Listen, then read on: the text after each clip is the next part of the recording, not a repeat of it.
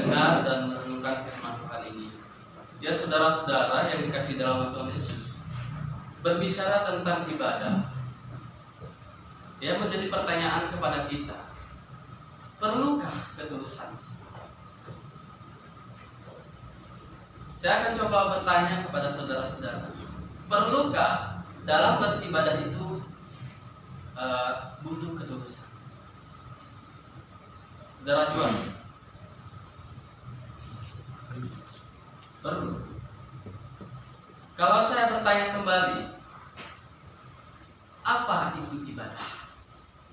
Ibadah itu merupakan kewajiban kita untuk berkomunikasi di hadapan Tuhan.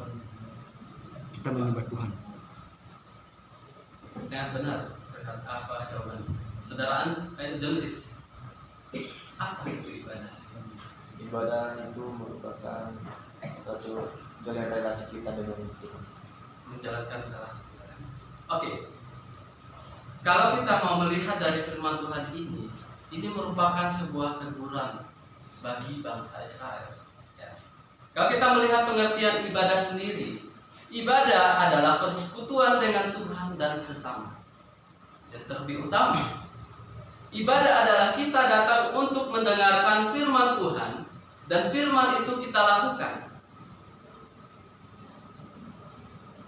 Tetapi sebaliknya, kita ya atau para hamba Tuhan atau para jemaat Allah untuk melakukan ibadah itu terkadang hanya sebagai rutinitas. Ya. Kita mau datang, tapi tidak semua tertutup hati kita. Kita datang untuk beribadah, tetapi kita main-main. Kita mau datang, tapi seenaknya saja kita datang. Itu realita yang kita alami. Dan saya sadar itu. Saya secara pribadi juga begitu. Bukan pikiran kita yang ada di dalam persekutuan. Tetapi kita datang hanya duduk, mendengar. Iya, kita mendengar. Tapi pikiran kita tidak di dalam ibadah itu. Pikiran kita kemana-mana.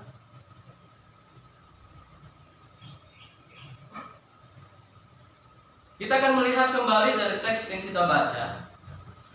Di situ merupakan sebuah peringatan yang disampaikan Tuhan melalui Yeremia kepada bangsa Israel. Di situ dia kaitkan dengan mereka, walaupun mereka datang membawa persembahan mereka, mereka tambahkan persembahan mereka, tetapi itu tidak ada gunanya. Satu hal yang diminta oleh Tuhan adalah yaitu mendengarkan suaranya. Itu kalau kita melihat dalam bahasa aslinya kan Tuhan yang meminta lemor, bukan lemor. Lemor adalah dengarkan suaraku. Sebaliknya mereka bukan lemor tapi lemon. Lemot datang ke ibadah, boleh mereka datang bawa persembahan mereka, tetapi mereka tidak mau mendengarkan firman Allah. Hanya datang untuk memberi apa yang menjadi kewajiban mereka. Tetapi perkataan firman Tuhan tidak mereka dengar. Di sini kita akan belajar dua hal yang kita perlu pelajari dari teks ini. Yang pertama, tidak mau mendengar. Kita bisa lihat ayat 24 dan 26. Di situ ada dua kali kata tidak.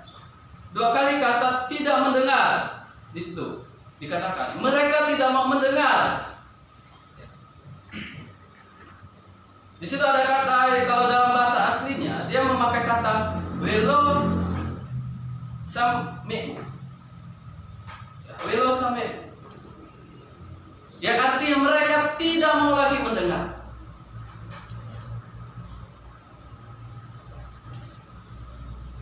Tuhan mau mengingatkan mereka sebagai umat Allah. Ya. Kalau seperti yang kita bacakan tadi, Tuhan tidak menuntut itu persembahan. Tuhan tidak menuntut mereka mau memberi banyak. Tetapi Tuhan ingin mereka mau mendengarkan firman-Nya. Tuhan ingin mereka melakukan perintah-Nya. Itu yang diminta Tuhan waktu mereka keluar dari tanah Mesir. Malah sebaliknya, ketika mereka sudah di tanah Kanaan, mereka malah berbalik daripada Tuhan. Mereka tidak mau mendengar firman Tuhan lagi. Ibadah yang mereka lakukan bukan dari ketulusan hati mereka. Ibadah yang mereka lakukan hanya sebuah rutinitas yang mereka lakukan.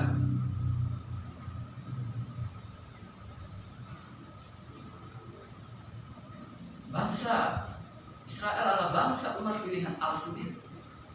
Bangsa yang dipilih sebagai contoh bagi bangsa lain. Tetapi malah mereka sendiri yang membuat bangsa lain tidak menjadikan teladan dari mereka. Mereka sendiri melanggar perintah Allah. Di sini merupakan teguran keras bagi mereka. Mereka berdatang tapi mereka tidak dengan setia. Kalau kita mau menarik aplikasinya bagi kita, bukankah itu yang kita lakukan? Bukankah itu yang kita selalu buat ketika kita datang beribadah? Kita datang, tubuh kita boleh, kita dalam persekutuan. Kita datang, boleh kita bawa persembahan kita. Apakah itu berarti kalau kita bukan datang dengan ketulusan hati kita? Kalau kita datang hanya ingin untuk bertemu dengan si dia atau bertemu dengan si itu, ya, tidak ada artinya. Kalau kita datang ibadah hanya kita anggap sebagai sebuah rutinitas yang kita lakukan di setiap hari, bahkan setiap hari Minggu. Ya. Hanya kita ingat, oh hari Minggu itu adalah hari istirahat saja. Ya mending kalau nggak ada perbuatan saya ikut aja datang di ibadah. Itu tidak ada artinya kalau tidak dari ketulusan hati kita. Ya. Yang kedua, kita akan belajar yang kedua yaitu mereka telah berbelok. Yaitu dari kata melo hitu. Melo itu mereka telah berbelok daripada jalan Tuhan. Ini merupakan sebuah penegasan. Kalau kita lihat bentuk yang dipakai adalah bentuk iblis. Kenapa? Karena ada akibatnya bagi mereka. Mereka berbelok dari jalan Tuhan, dan nanti mereka akan menerima akibatnya sendiri.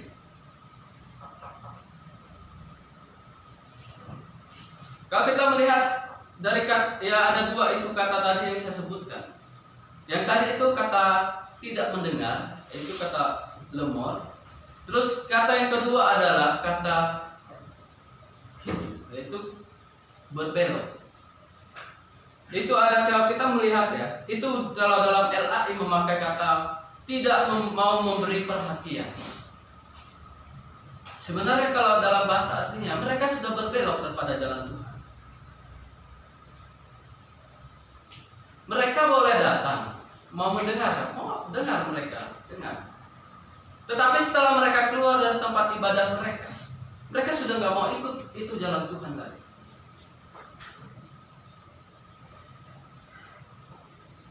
Maka di situ dikatakan, ya bahkan di situ Tuhan mau mengingatkan kepada mereka dari sejak waktu nenek moyangmu keluar dari tanah Mesir dan waktu ini. Waktu sekarang, ya, aku mengutus para nabiku dan para hamba-hamba. Ingat, Tuhan tidak pernah berhenti mengutus orang-orang yang untuk berbicara pada mereka, hamba-hambanya, untuk mengingatkan mereka. Kenapa? Karena satu keinginan Tuhan, mereka dianggap sebagai umat pilihannya sendiri. Itu adalah sebuah perjanjian yang Tuhan inginkan kepada mereka. Kalau mereka mau menjadi umat Allah, maka mereka akan melakukan firman Allah. Maka mereka akan melakukan firman itu yang Dia sampaikan. mau mengikuti setiap titah-titah yang dia berikan, mau mengikuti 10 perintah yang diberikan kepada Musa, Taurat. Tetapi malah sebaliknya, mereka berbelok daripada itu semua. Di situ dikatakan mereka merancangkan dan kedegilan hati mereka. Artinya mereka mau seenaknya aja melakukan apa yang mau mereka, tidak mau peduli lagi. Ya. Malah mereka di situ dikatakan mereka memperlihatkan belakangnya dan bukan mukanya. Bayangkan, kalau kita menunjukkan belakang kita, orang lagi bicara, gimana perasaan kita? Orang lagi bicara kepada kita, lagi negur kita, kita menunjukkan belakang kita. Coba hati kita seperti apa? Itu yang dialami Tuhan. Dia berbicara begitu banyak melalui para nabinya, tetapi mereka tidak mau mendengar, malah menunjukkan belakang mereka.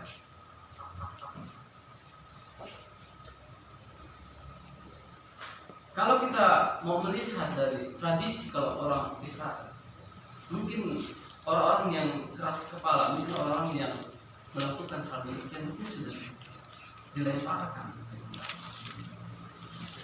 Kalau kita mau tarikan lagi kembali kepada kita sebagai hamba-hamba Tuhan, sebagai umat Allah, jangankan aja tradisi kita Indonesia, ya, kita membantah orang tua dengan menunjukkan belakang kita, kita tidak menghormati lagi. Kita seolah-olah menginjak orang tua kita. Apa yang mereka katakan itu hanya berlalu saja, tidak kita dengar. Itu yang dimaksudkan oleh Tuhan kepada bangsa Israel. Mereka sudah bicara, Tuhan sudah bicara banyak melalui para nabi, tetapi mereka hanya menunjukkan belakang mereka. Itu sungguh luar biasa. Umat pilihan kepada Tuannya sendiri, kepada penciptanya sendiri, mereka malah menunjukkan belakangnya. Itu sebuah penghinaan yang luar biasa kalau bagi saya secara pribadi. Kalau kamu melihat hal ini, meremehkan Tuhan, tidak lagi peduli dengan Tuhan. Artinya, apa yang mereka lakukan selama ini, beribadah, melakukan memberikan persembahan mereka, itu hanya istilahnya mereka meletakkan persembahan itu setelah itu mereka pergi.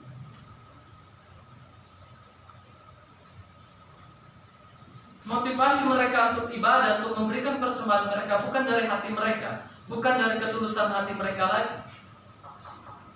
Itu hanya sebagai kewajiban mereka yang mereka jalani dengan status, hanya sebagai status. Kami ini umat Allah, kami akan menunjukkan status kami. Maka kami menjalankan kewajiban kami untuk memberikan persembahan. Persembahan yang mereka berikan tidak lagi dengan ketulusan. Kita ingat kembali lagi peristiwa Kain dan Habel. Tuhan melihat apa yang ada dalam hati mereka, ketulusan hati mereka. Benar-benarkah ibadah yang mereka lakukan, persembahan yang mereka mau berikan itu ketulusan dari hati mereka. Itu. Maka di situ, seperti yang saya katakan, karena mereka sudah berbelok, maka mereka terima akibatnya. Coba dikit kita katakan, ayat 27. Sekalipun engkau mengatakan kepada mereka segala perkara ini, mereka tidak akan mendengar perkataanmu. Dan sekalipun engkau berseru kepada mereka, mereka tidak akan menjawab engkau. Ayat 28. Sebab itu, katakanlah kepada mereka, inilah bangsa yang tidak mau mendengar. Itu sebagai celaan bagi mereka, karena mereka sudah tidak lagi mendengar. Akhirnya Tuhan sendiri mengatakan mereka inilah bangsa yang tidak mau mendengar lagi.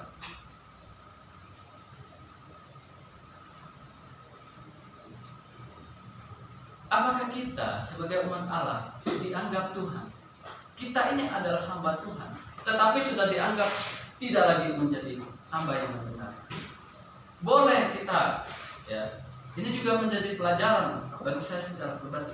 Boleh kita menyampaikan, tetapi kalau kita sendiri tidak melakukan, itu juga hal yang tidak berarti. Ibadah itu sudah nggak ada makna. Makanya di situ, ya, melalui firman Tuhan kita diingatkan kembali bagaimana kita mau datang beribadah dan kita mau mendengarkan firman Tuhan. Dan kita datang bukan di tempat ini bukan hanya sebagai rutinitas yang kita lakukan sepanjang hari, setiap hari. Tetapi kita datang benar-benar dengan ketulusan hati kita. Datang mau menerima firman Allah dan kita mau melakukan. Itu yang diinginkan Tuhan kepada kita, kepada umat-umatnya yang ada di dunia ini. Hanya datang, mendengar dan melakukan. Itu yang mau. Firman Tuhan berkali-kali kita dengar, tapi kalau kita mau melihat dalam kehidupan kita, kita cuek aja. Tidak ada artinya, kita nggak lakukan. Percuma kita sampaikan. Itu juga menjadi pelajaran bagi kita. Kita nggak melakukan hal itu dengan keseriusan. Kita menganggap, dia katakan pun dia nggak lakukan. Iya, kita selalu berpikir seperti itu. Coba kita tarik maknanya. Jangan kita melihat dari fisiknya. Saya ingat waktu saudara Atta berkhotbah. Jangan melihat orangnya, tetapi dengarkanlah firman Allah yang disampaikan. Dan kita lakukan itu. Itu yang ingin Tuhan mau kepada kita, supaya kita datang beribadah, bersekutu dengan Dia. Ya. Seperti pengertian ibadah. Datang untuk mendengarkan firman Allah, dan firman itu kita pulang dan kita lakukan. Bawa pulang kita lakukan. Kalau kita mau melihat di GPIB, ya, lagu-lagu pemutusan, kalau kita menyimak maknanya, itu artinya setelah kita keluar dari gereja, kita mau melakukan firman itu. Kalau saya memperhatikan lagu-lagu untuk doksologi, setelah kita mau pemutusan. Bahkan kalau kita mau melihat kemarin kita nyanyi lagu dari Kidul Jumat berkumandang. Kenapa kita liriknya itu satu? Beritakanlah bagi mereka yang tidak mendengar. Itu sebuah hal yang diinginkan dari ibadah yang kita lakukan, supaya ibadah yang kita lakukan benar-benar tulus ketulusan hati kita, dengan motivasi yang memang benar kepada Tuhan, bukan dengan motivasi untuk mencari orang-orang tertentu, untuk bertemu dengan orang-orang tertentu. Iya, memang di situ kita memang melakukan persekutuan bukan hanya dengan Tuhan, tetapi dengan sesama.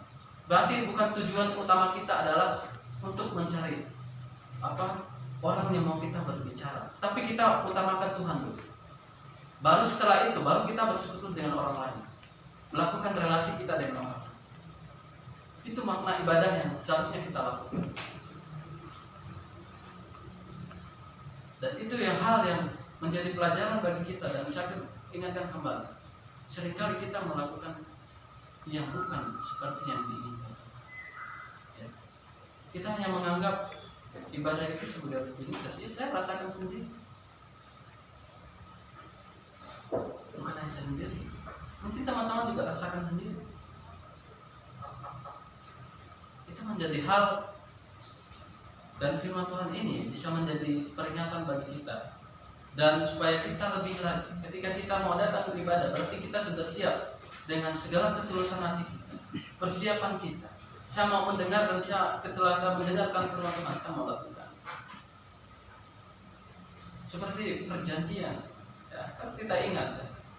Kenapa di Alkitab selalu berkatakan perjanjian? Ada perjanjian. Ya, kalau kamu ingat perjanjian itu, kamu melakukan perjanjian itu. Kalau kita namanya sudah berjanji, berarti kita nggak lagi mengingkari janji. Begitu juga kalau kita datang ibadah, saya berkomitmen bahwa saya datang mau mendengarkan firman Allah, maka saya akan melakukan itu. maka kita akan lakukan itu sebagai komitmen kita. Dan kalau kita mau ingat lagi, ketika kita dibaptis, kita mengucapkan janji kita menjadi umat yang setia.